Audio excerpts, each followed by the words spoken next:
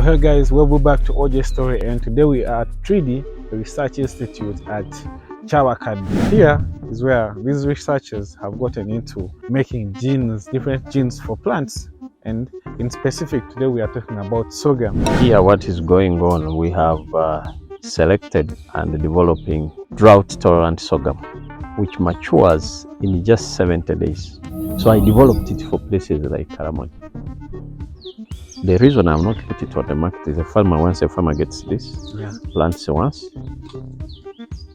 will never come back to me again. We just grow the seeds, keep some seed and grow. And they will keep on. Yet for me as a private man, I put in money. But if government pays me, I sell the right. Two things motivate me. One is the science. Two is I'm bringing a product that will help the farmer. Three, I'm bringing a product that is going to help the country to develop economically.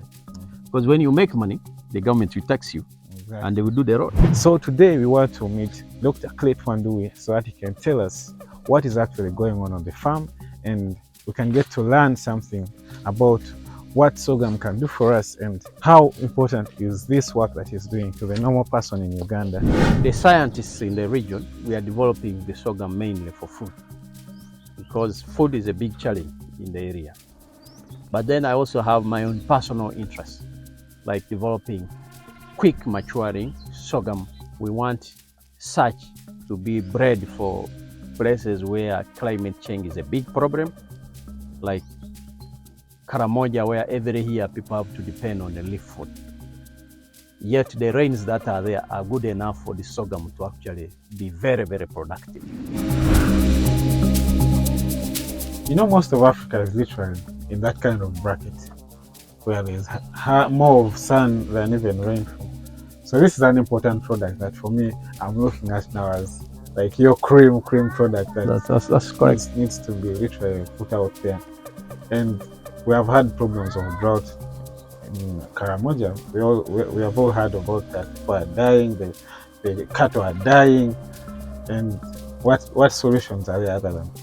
And this is the solution. Like this. Yeah. And a place like Karamoja, animals will eat the same sorghum. People are eating the same sorghum.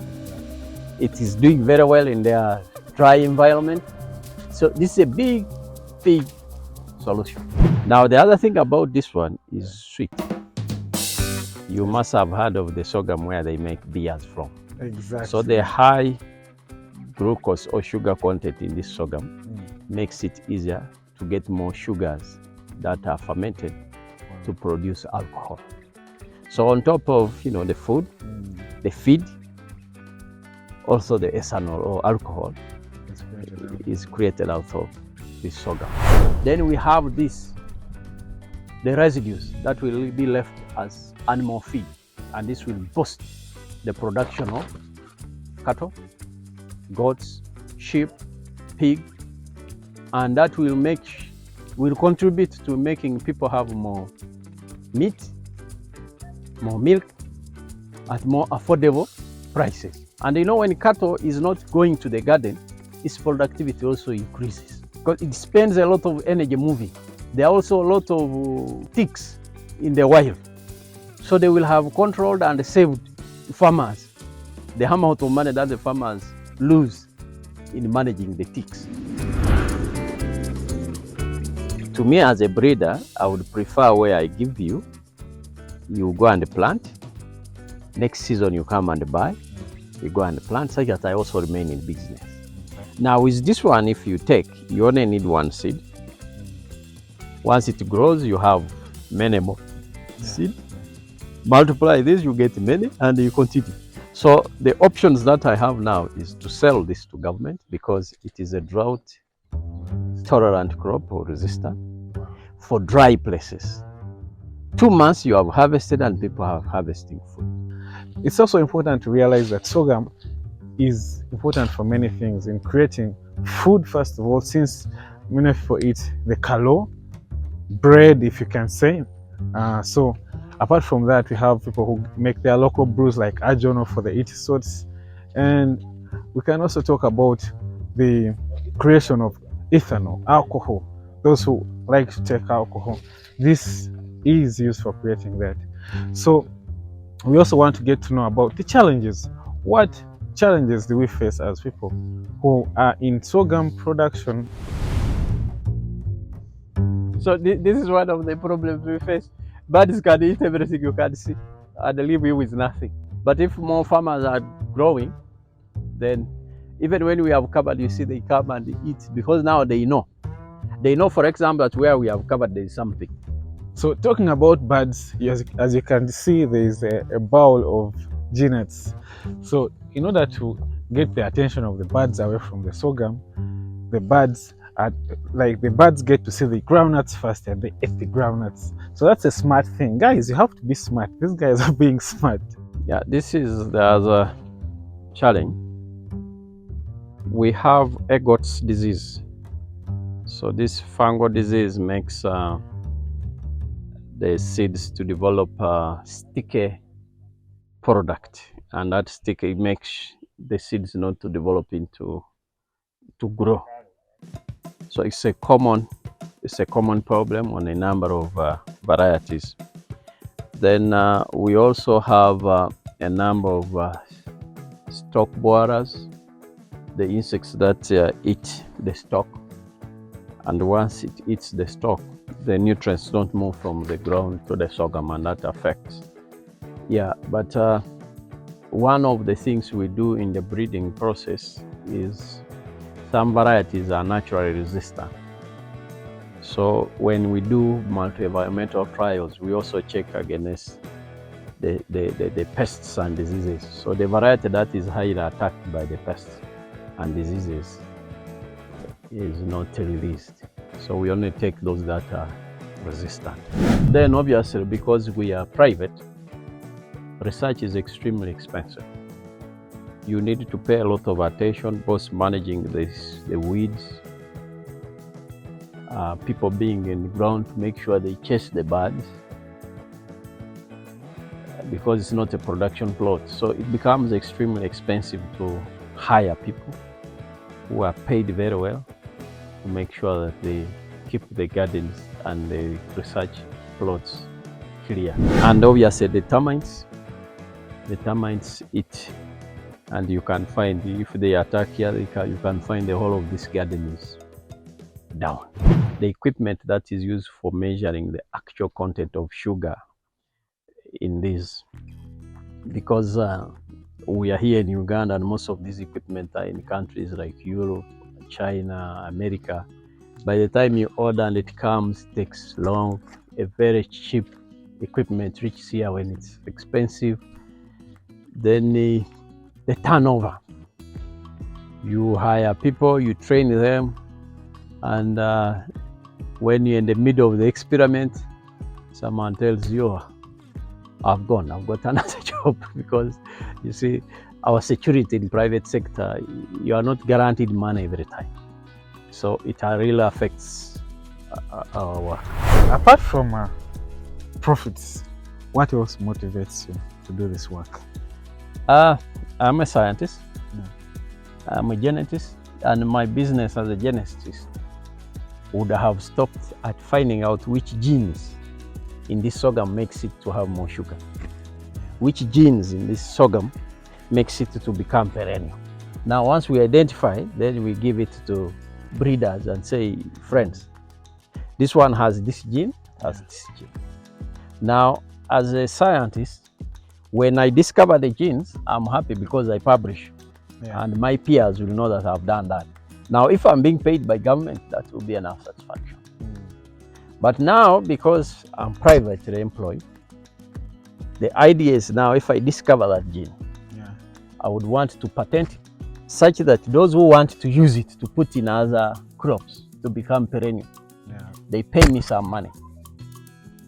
Now, the challenge we have in a country like Uganda is that you don't patent life products. Why? That time, when they developed the law, the patent law, they saw it, these things can only be done by Americans. So they were targeting to stop Americans getting money from Uganda. But now it is us who are also developing this or discovering this. So we might have to negotiate with the government to amend Yeah. the patent law. Wow. So at a scientific point of view, that will be good enough. Yeah. But now, because I'm business, how do I convert my business into money? Yeah. So I go a step further to develop a product. Yeah. So that it Now, can when I actually start solve. trading in seed, that's where I will recover my income. Now, this is it for this particular variety. Yeah. But as you will see, we have several sorghum for different uses. And So I would like environments. to show you the others. This sorghum has been developed for high yield. So the panicles open and they put on a lot of seed. And when you look at the size of the grains, they're a bit more. They are big.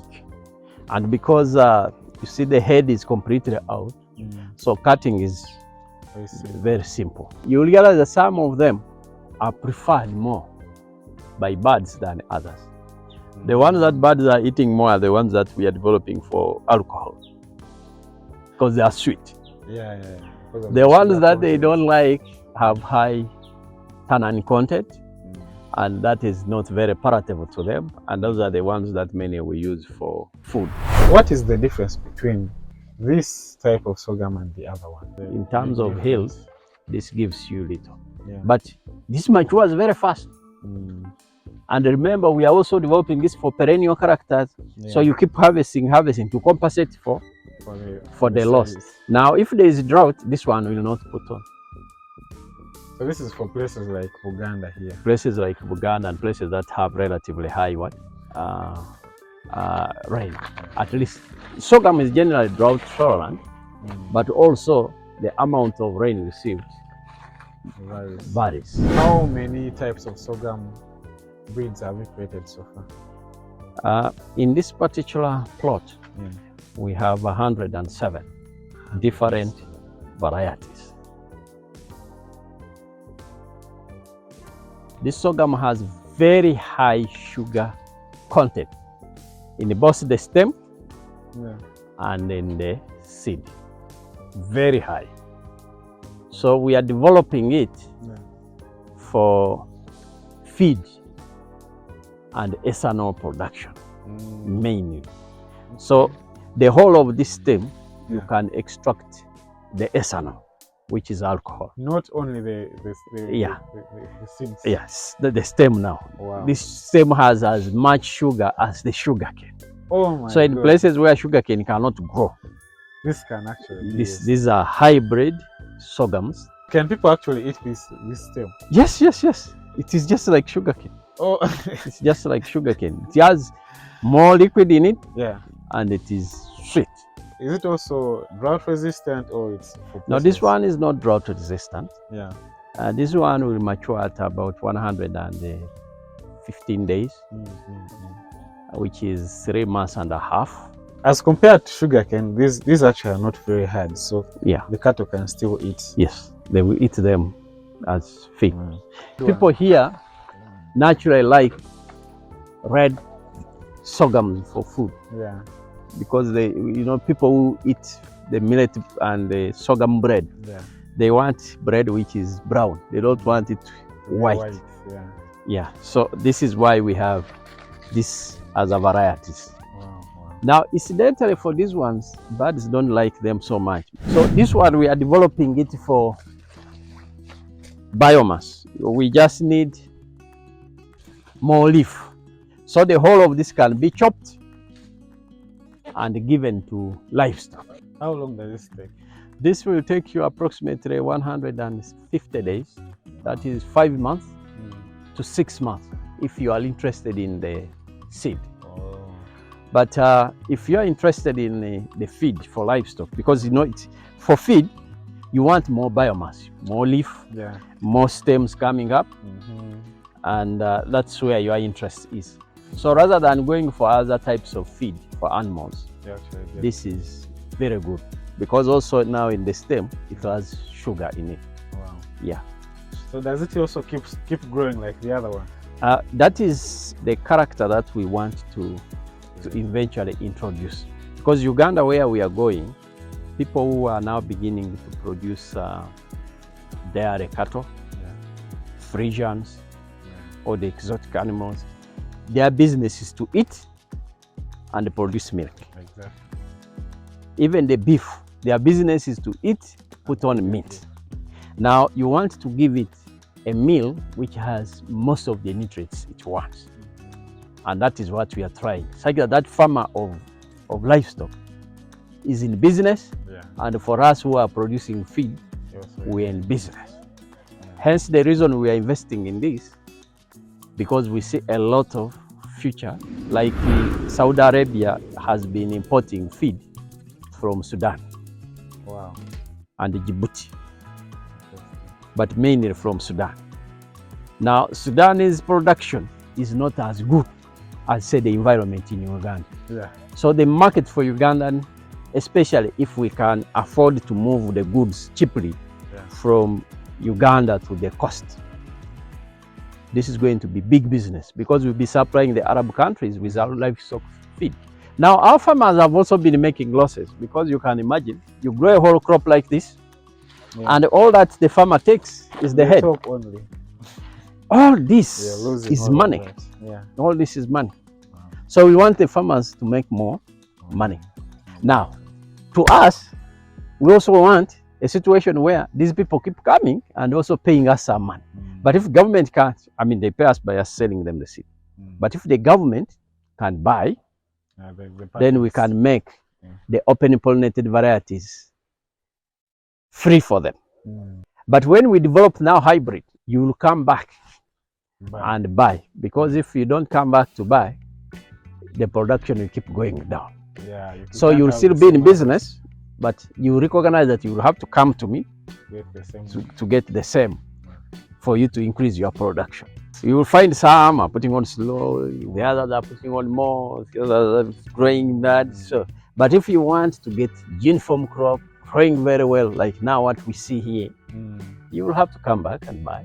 And then we are also in business, then the farmer is also in business. So that is a trade-off. But if we get somewhere where the government says, fine, for the sake of our people to make money, get more yields, they will buy us off.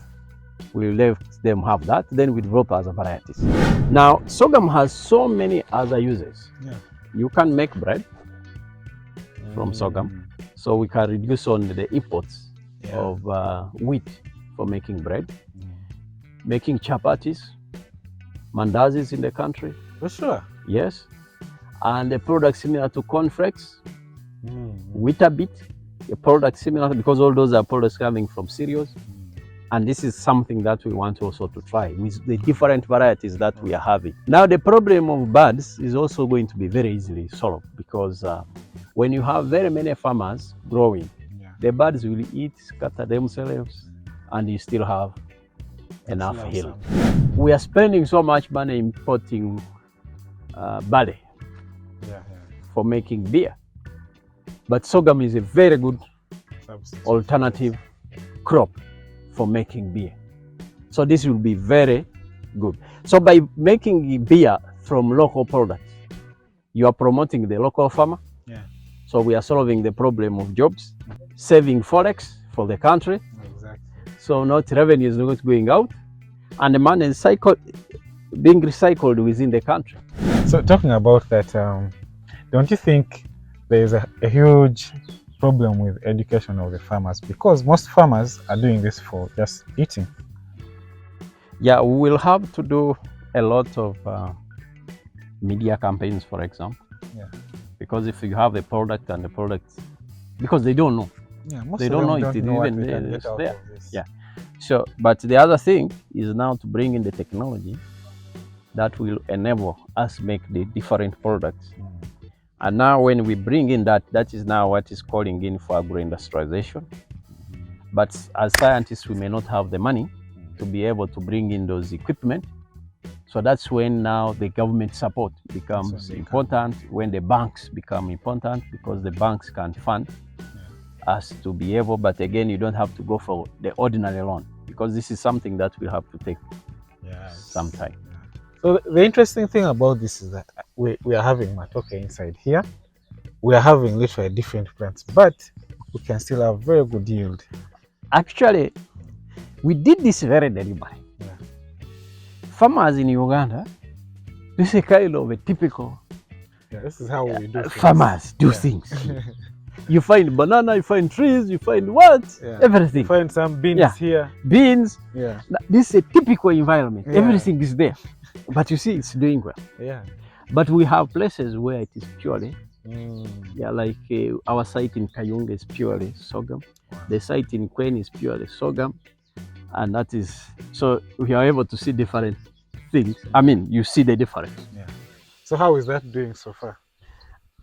We are soon going to, after this month, when we do harvest, we are going to publish this information, and it's very interesting information.